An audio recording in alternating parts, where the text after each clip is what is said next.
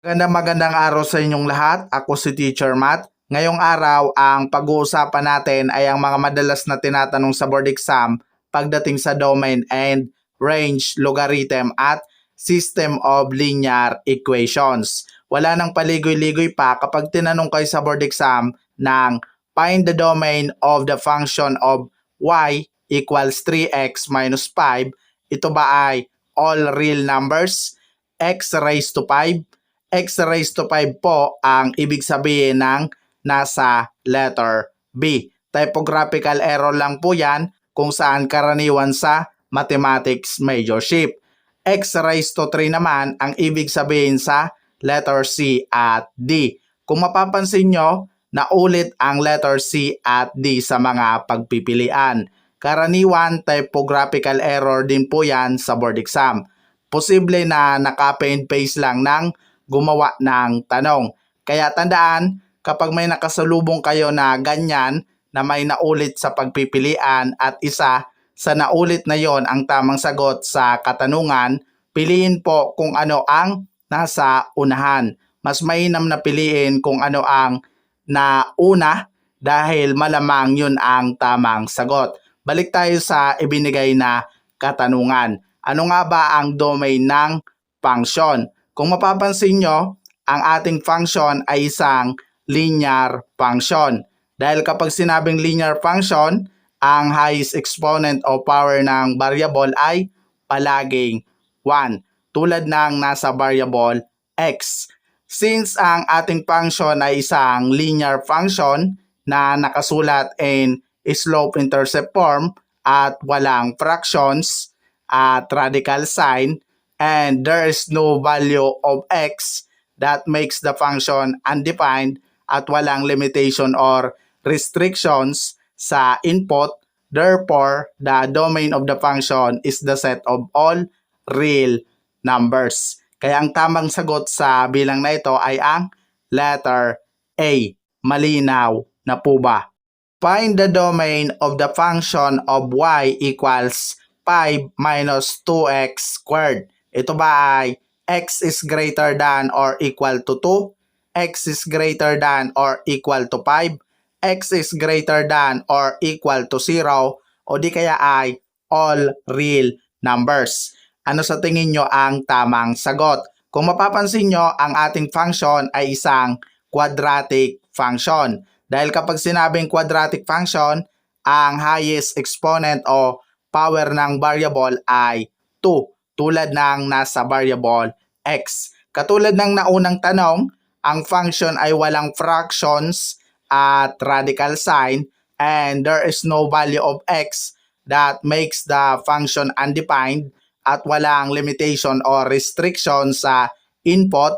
Therefore, the domain of the function is the set of all real numbers. Kaya ang tamang sagot sa bilang na ito ay ang letter D. Malinaw na po ba? Ganon ang madalas na tinatanong sa board exam pagdating sa domain. Kung mayroong domain, mayroon ding range. Madalas ganito lang din ang tinatanong.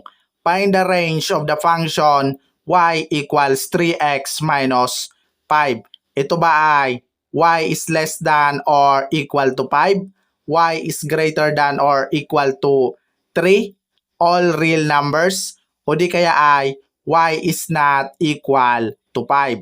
Ano sa tingin nyo ang tamang sagot?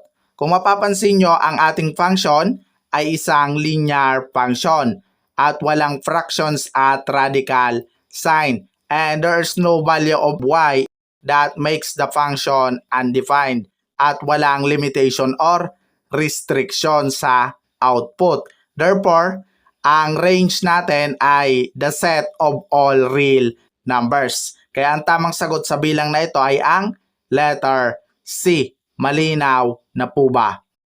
Find the range of the function of y equals 5 minus 2x squared. Ito ba ay y is not equal to 5? Y is less than or equal to 5? Y is greater than or equal to 5? Di kaya ay all real numbers. Ano sa tingin nyo ang tamang sagot? Ang ating function ay isang quadratic function at walang fractions at radical sign. And there's no value of y that makes the function undefined at walang limitation or restrictions sa output. Therefore, ang range natin ay the set of all real numbers. Kaya ang tamang sagot sa bilang na ito ay ang letter D. Malinaw na po ba? Ngayon naman, pag-usapan naman natin ang madalas na tinatanong sa board exam pagdating sa logarithm. Solve for x. The logarithm of the quantity 3 minus x minus the logarithm of the quantity 12 minus x equals negative 1. Ito ba ay x is equal to 15, x is equal to 4, x is equal to 2, o di kaya ay x is equal to 12. Kapag tinanong kayo ng ganito sa board exam, kung saan hahanapin nyo ang value ng isang variable sa isang equation, shift solve o shift calc ang sagot. Ilalagay nyo lang ang given equation sa inyong mga scientific calculator at mag-shift solve o mag-shift calc lang kayo. Pindutin nyo ang on button ng inyong mga scientific calculator at ilagay natin yung equation. Pindutin mo itong logarithm, then pindutin mo yung 3 minus alpha close parenthesis para malagay natin yung variable x, then close parenthesis minus logarithm 12 minus alpha close parenthesis ulit para malagay natin yung variable x, close parenthesis, at para malagay natin itong equal sign, pindutin mo ang alpha calc at ilagay natin itong negative 1. Pagkatapos, mag-shift calc o shift solve na tayo para mahanap natin ang value ng variable x, ang ating unknown value ng variable. Shift calc o shift solve, then pindutin mo ang equal sign button. Ang nakuha nating value ng ating x ay, antayin lang natin kasi medyo mabagal. Normal naman lang po yan sa ating mga scientific calculator. Mas mabilis pa nga ang cars kaysa sa Canon pag nag-shift solve o shift calc pag kinumpara natin sa version 1. Ang nakuha nating value ng ating x ay 2. At ito ay matatagpuan sa letter C. Malinaw na po ba?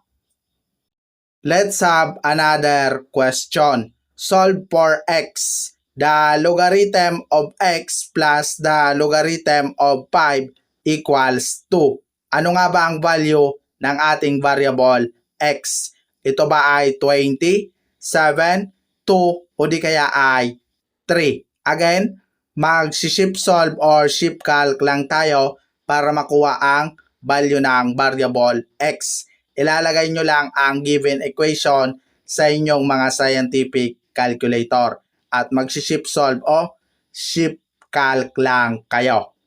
Pindutin mo ang logarithm, then alpha close parenthesis para malagay natin itong variable x, then close parenthesis plus itong logarithm ulit, then 5, then close parenthesis at alpha calc para malagay natin itong equal sign at 2 ang ating constant. Pagkatapos, mag-shift calc o shift solve lang kayo, then pindutin mo ang equal sign button. At lalabas na dyan ang ating value para sa variable x. Hintayin lang po natin. At ang nakuha nating value para sa ating variable x ay 20. At ito ay matatagpuan sa letter A. Malinaw na po ba? If logarithm base A of 16 equals to 2, then A equals, ito ba ay 8, 4, 2 o di kaya ay 32.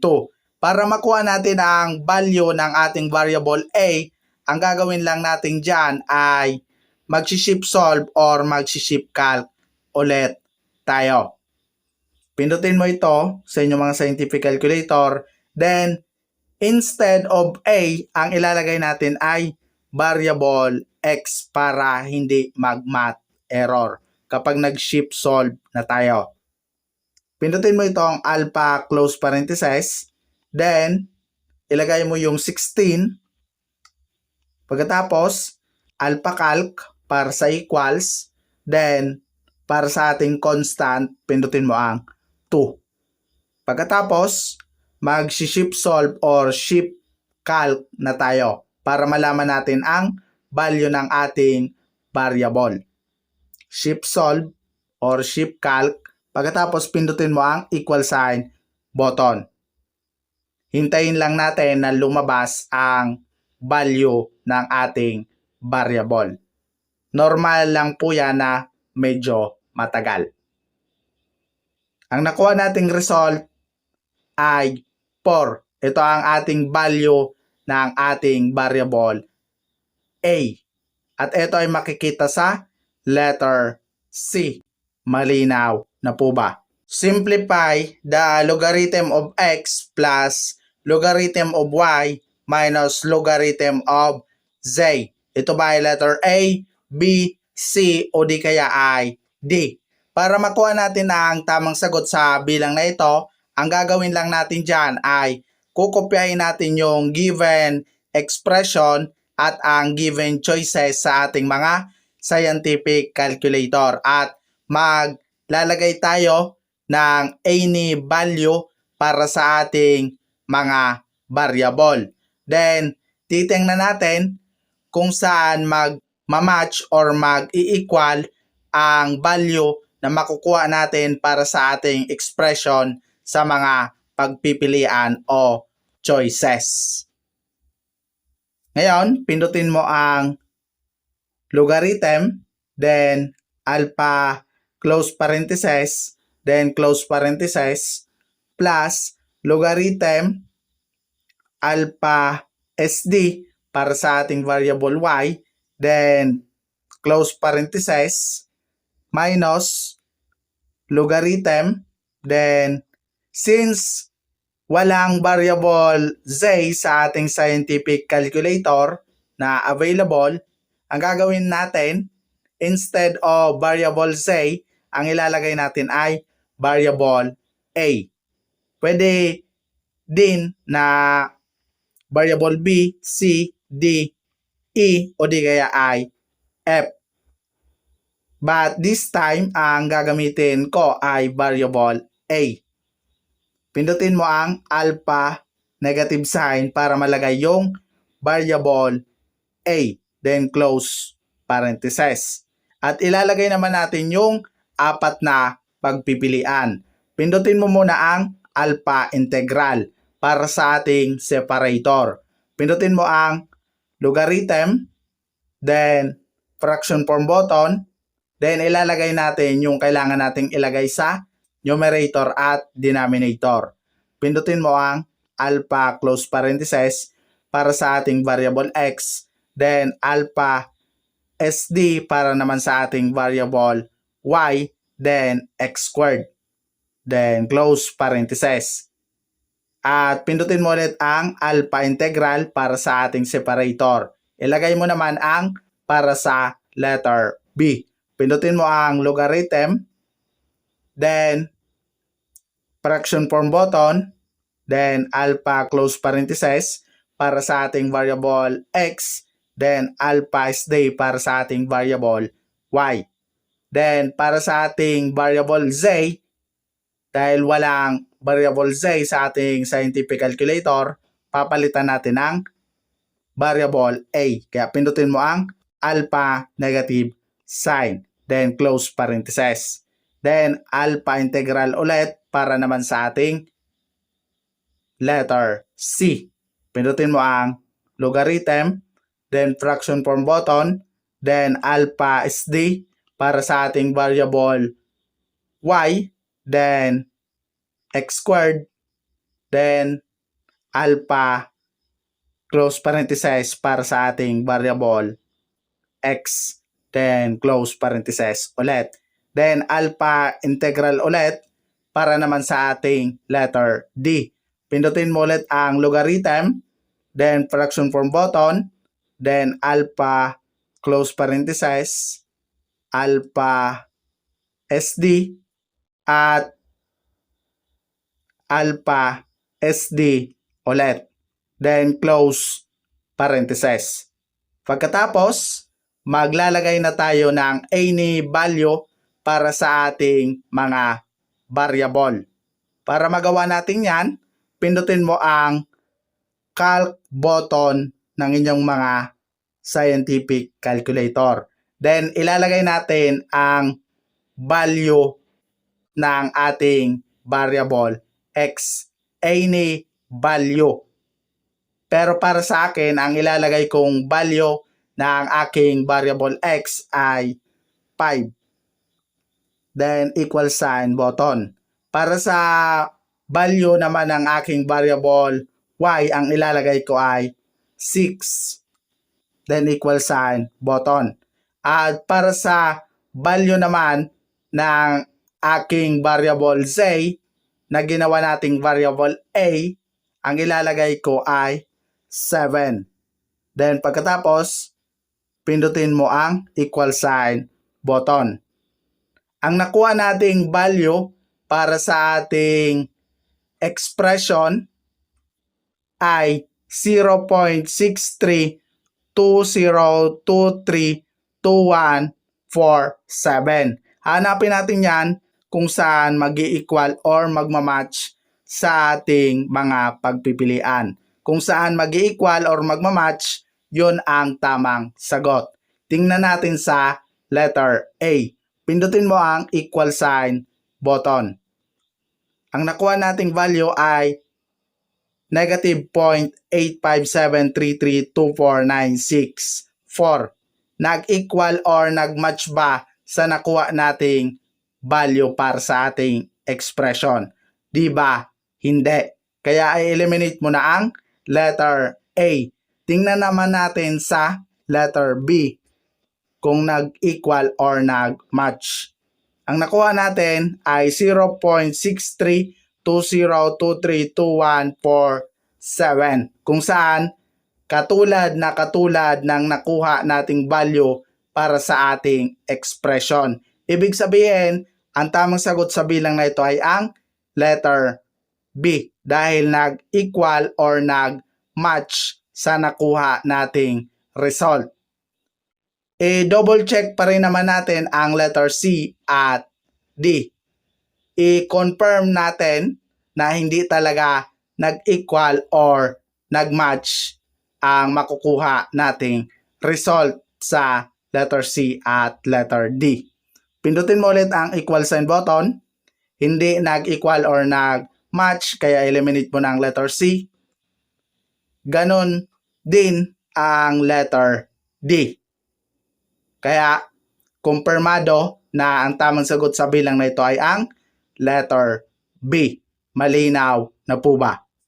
If logarithm base 2 of 16 equals, ito ba ay 2, 1, 4 o di kaya ay 3? Kapag binigyan kayo ng ganitong katanungan sa board exam, ang gagawin nyo lang dyan ay kukopyahin nyo yung given sa inyong mga scientific calculator. Kopyahin nyo lang. Pindutin mo ito sa inyong mga scientific calculator, then ilagay mo yung dapat ilagay dito sa katabi ng logarithm.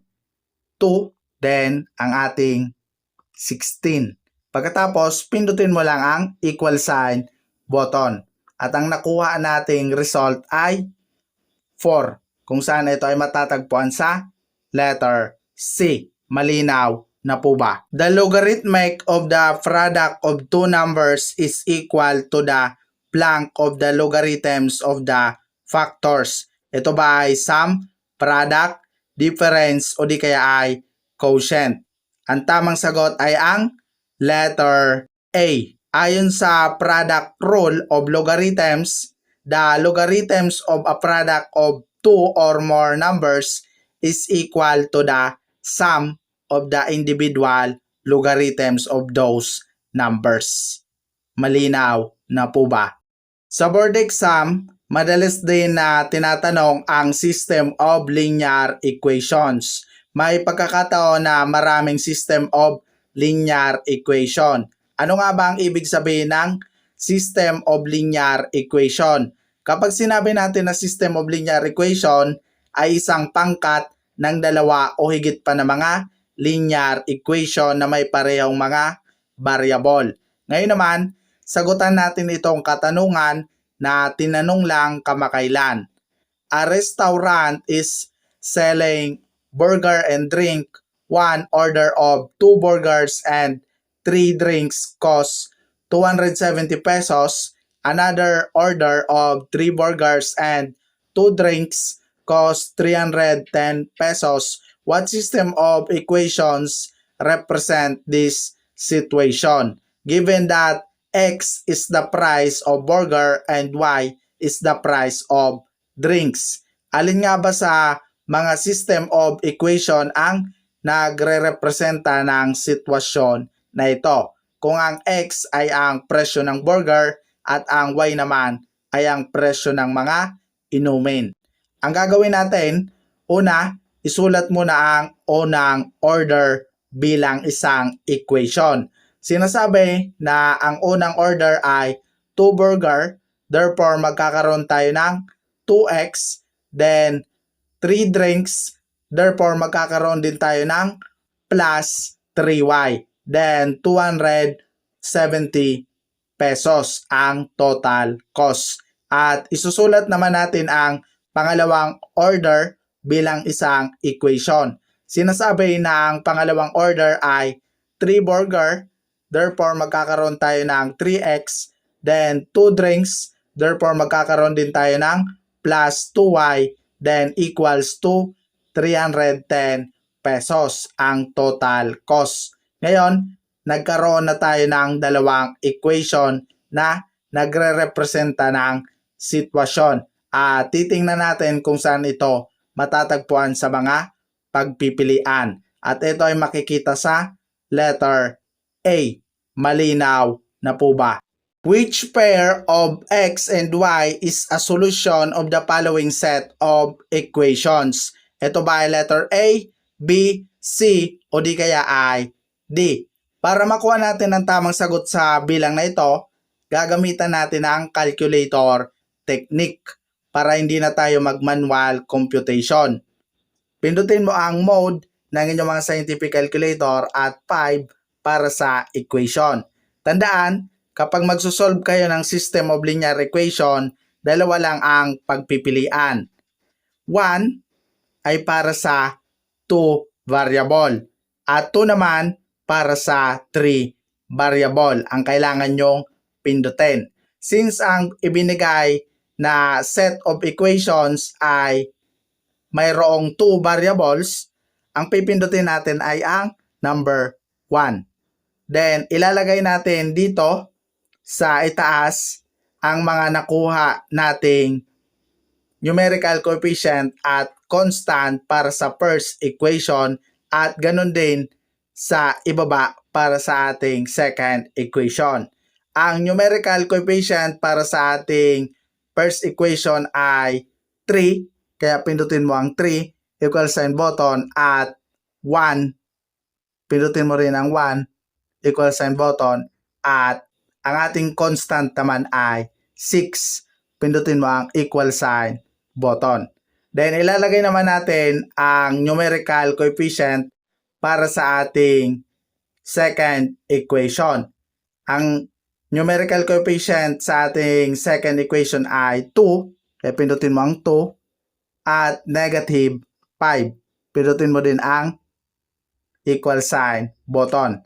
At ilalagay naman natin ang constant na 4. Then equal sign button. Pagkatapos, ang sunod natin gagawin ay pindutin mo lang ang equal sign button at lalabas na ang value ng ating x, which is 2. Then, pindutin mo ulit ang equal sign button, lalabas naman ang value ng ating y, which is 0. At ito ay matatagpuan sa letter B. Ang value ng ating x ay 2 at ang value ng ating y is 0. Ito ang ating solution set na tinatawag that will satisfy both equation. Malinaw na po ba? Let's have another problem. Solve the system of equations. Ito ba ay letter A, B, C, o di kaya ay D?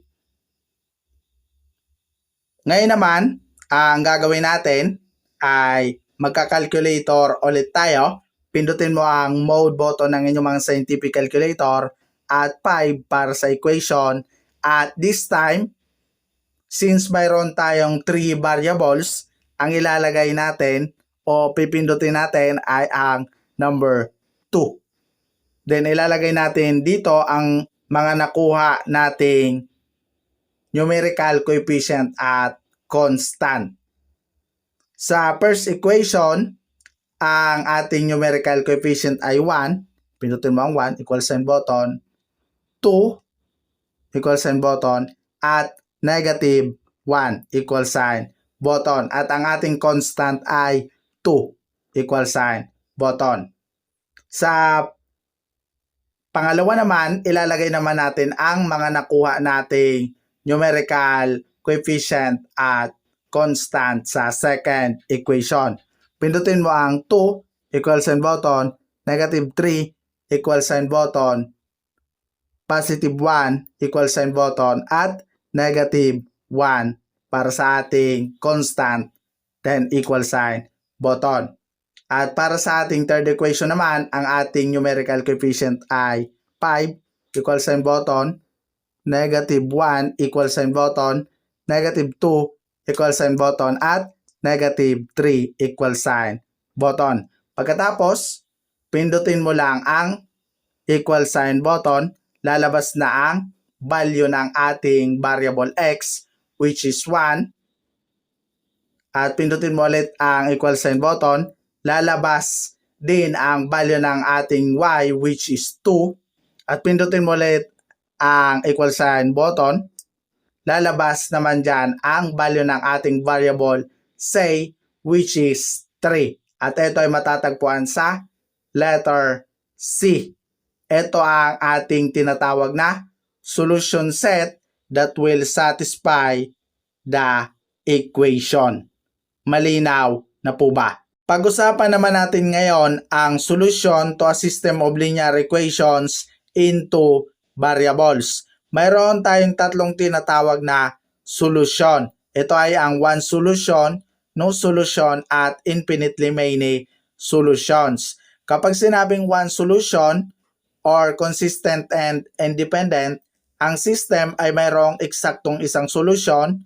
Also, the lines intersect at one point at ang slope ay hindi magkapareho. Katulad na itong dalawang equation na nakasulat in slope-intercept form kung saan ang slope ng unang equation ay negative 2 at ang slope naman ng pangalawang equation ay positive 1. Pangalawa, mayroon din tayong tinatawag na no solution o inconsistent kung saan ang lines ay parallel at hindi nag-intersect. Ang slopes ay magkapareho, subalit ang y-intercept ay hindi magkapareho. Katulad na itong dalawang equation na nakasulat in slope-intercept form kung saan ang y-intercept ng unang equation ay positive 4 at ang y-intercept naman ng pangalawang equation ay positive 1. Pangatlo, mayroon din tayong tinatawag na infinitely many solutions kung saan ang lines ay pareho at ang bawat point sa line ay solusyon. Pareho ang slopes at ang y-intercept. Katulad na itong dalawang equation na nakasulat in slope-intercept form kung saan pareho ang slopes at ang y-intercept. Ngayon, alam na natin ang iba't ibang uri ng solusyon sa system of linear equation. Sagutan natin ang mga susunod pa na mga katanungan na may kinalaman sa system of linear equations. Which is true for the following system of equation? Ang system of linear equation ba ay mayroong unique solution? Nothing can be concluded? No solution? O di kaya ay mayroong infinite solution? Para makuha natin ang tamang sagot, gagamitin natin ang ating mga scientific calculator. Kapag mayroon tayong nakuhang value para sa variable A at B, ibig sabihin, ang system of equation ay mayroong one solution. Pero kapag nag-math error, mag-proceed tayo sa next procedure. Tingnan natin. Pindutin mo ang mode button ng inyong mga scientific calculator, 5 para sa equation. Then, since mayroon tayong 2 variables, kaya pipindutin natin ang 1. Then, ilalagay natin yung mga nakuha natin numerical coefficient at constant. Para sa itaas, ilalagay natin yung nakuha nating numerical coefficient at constant para sa first equation. Pindutin mo ang 5 equal sign button, then 3 equal sign button para sa ating numerical coefficient. Then 4 naman para sa ating constant. Then para sa ating second equation, ilalagay naman natin ay 3 at 2 dahil yan ang ating mga numerical coefficient at 3 naman para sa ating constant. Then pindutin mo ang equal sign button. Ang nakuha nating value para sa ating variable A is negative 1 at ang nakuha naman nating value para sa ating variable B ay positive 3. Since mayroon tayong nakuhang value para sa ating variable A at B at ito ay ang negative 1 and positive 3 at hindi nag-math error, ibig sabihin ang system ay mayroong one or unique solution. At ito ay makikita sa letter A. Malinaw na po ba? Which true for the following set of equations? Ang system of linear equation ba ay mayroong 3 solutions, infinitely solution, unique solution, o di kaya ay no solution? Para makuha natin ang tamang sagot, gagamitin natin ang inyong mga scientific calculator. Kapag mayroon tayong nakuhang value para sa ating variable Z, Y, at Z, ibig sabihin ang system of equations ay mayroong one solution. Pero kapag nag-math error, magpo-proceed tayo sa next procedure. Pindutin mo ang mode button ng inyong mga scientific calculator at 5 para sa equation. Since mayroon tayong 3 variables, this time ang pipindutin natin ay ang number 2. At ilalagay na natin dito ang mga nakuha nating numerical coefficient at constant. Sa itaas, ilalagay natin yung para sa equation 1. Pindutin mo ang 2, negative 5, 1, at negative 10. Then, ilagay naman natin yung sunod na equation. Para sa equation 2. Ilagay natin ang 1, positive 2, positive 3, at para sa ating constant na 20. Then, last, sa third equation, ilagay natin ang negative 3, negative 4, at positive 2 para sa ating numerical coefficient at panghuli, ang ating constant ay 5, then equal sign button. Then, pindutin mo ang equal sign button ulit.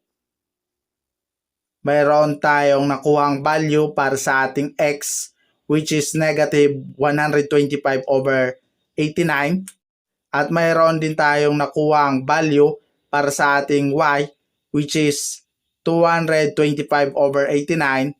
At meron ulit tayong nakuhang value para sa ating c na 485/89. Since mayroon tayong nakuhang value para sa ating variable x, y, at z, ibig sabihin, ang system ay mayroong unique or one solution. At ito ay makikita sa letter C. Malinaw na po ba? Paano naman kapag nag-typo error, kapag may system of equation tayo na sinolve sa ating scientific calculator, ano ang pwede natin gawin para dyan, katulad na ito? Which is true for the following system of equation. Ito ba ay the system of equation has a unique solution? Nothing can be concluded? Has no solution? O di kaya ay has infinite solution? Una, subukan natin na gamitan ng calculator technique kung may makukuha tayong value ng ating variable x at y. Pindutin mo ang mode, then 5 for equation. Then since mayroon tayong 2 variables, pindutin mo ang y at ilagay natin ang mga nakuha nating numerical coefficient at constant dito. Ilagay mo ang 2, then 1, then 4. Sa second equation naman, ilagay natin ang 2, 1, at 1 ulit. Pagkatapos, pindutin mo ang equal sign button. Kung mapapansin nyo, ang lumabas na result ay math error. Kapag magkakaganyan, ibig sabihin, hindi one solution ang tamang sagot sa bilang na ito. Kaya eliminate mo na ang letter A. Dalawa na lang sa pagpipilian natin ang pwedeng maging sagot sa system. Ito ay maaaring no solution o mayroong infinite solution. Ang gagawin natin, ang dalawang equation ay i-rewrite natin as slope-intercept form na y equals mx plus b. Kaya ang unang equation ay magiging y equals negative 2x plus 4. Habang ang pangalawang equation naman ay magiging y equals negative 2x plus 1. Pagkatapos, titingnan natin kung saan papasok sa criteria ng no solution at infinite many solution. Kung mapapansin nyo, ang slope ng parehong equation ay pareho. Parehong negative 2. Subalit, ang y-intercept ay magkaiba. Ang isa ay positive 4 at ang isa naman ay positive 1. Ibig sabihin, ang equation na ito ay no solution dahil equal ang slope but y-intercepts are not equal. At ito ay matatagpuan sa letter C. Ganyan ang pwede nyo pong gawin kapag nag-math error sa inyong mga scientific calculator. Magpo-proceed kayo sa second procedure kung saan gagawin yung parehong slope-intercept form ang parehong equation na nakasulat in general form. At titingnan mo kung saan papasok sa criteria ng no solution at infinitely many solution. Malinaw na po ba? Last question. Which of the following is true for the following set of equation? Ano nga ba ang totoo sa set of equation? Ito ba ay the system consists of parallel lines? The system consists of non-intersecting lines? The system consists of collinear lines? O di kaya ay the system consists of lines that intersect at only one point. Una, subukan natin na gamitan ng calculator technique. Kung may makukuha tayong value para sa ating variable x at y, ibig sabihin, ang system of equations ay mayroong one solution at the system consists of lines that intersect at only one point. Tingnan natin. Pindutin mo ang mode button ng inyong mga scientific calculator, 5 for equation. Since mayroon tayong 2 variables, kaya pindutin mo ang 1. Then ilagay mo ang nakuha mong numerical coefficient at constant para sa equation 1 at equation 2. Ilagay mo ang 2 equal sign button, 4 equal sign button, at 4 equal sign button. Then 6 equal sign button, negative 4 equal sign button, at 24 equal sign button. Pagkatapos, pindutin mo ulit ang equal sign button. Ang nakuha nating value para sa ating x ay 7/2 at ang nakuha naman nating value para sa ating y ay negative 3/4. Since mayroon tayong nakuhang value para sa ating variable x at y at hindi nag-math error sa ating mga scientific calculator, ibig sabihin ang system ay mayroong one solution at ang system consists of lines that intersect at only one point. At ito ay matatagpuan sa letter D. Malinaw na po ba? At dyan nagtatapos ang presentasyon ko ngayong araw at magkita-kita tayong muli para sa susunod pa na kaalaman na aking ibabahagi.